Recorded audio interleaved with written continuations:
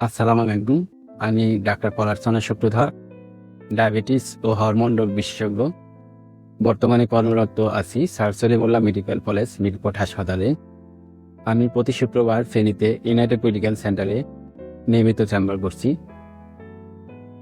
আজ আপনাদের ডায়াবেটিস রোগীদের সাধারণ যে উপদেশ সে সম্পর্কে বলব। ডায়াবেটিস রোগীদের ওষুধের পাশাপাশি কিছু নিয়ম শৃঙ্খলা মেনে চলতে হবে। নিয়মিত ব্যায়াম করতে হবে, প্রতিদিন 1 ঘন্টা করে ব্যায়াম করতে হবে এবং কমপক্ষে সপ্তাহে 6 দিন।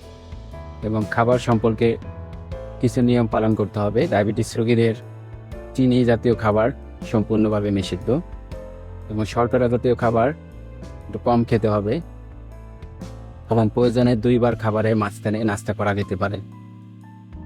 টক জাতীয় ফল ইচ্ছেমতো খাওয়া যাবে এবং শাক জাতীয় খাবার সেগুলো ইচ্ছেমতো খাওয়া যাবে, কিন্তু মাটির নিচে যে সবজিগুলো হয় সেগুলো কম খেতে হবে এবং মিষ্টি জাতীয় ফলও কম খেতে হবে। এবং সেই সাথে যে ওষুধগুলো প্রেসক্রাইব করা হবে সে নিয়মিত খেলে ভালো থাকবে।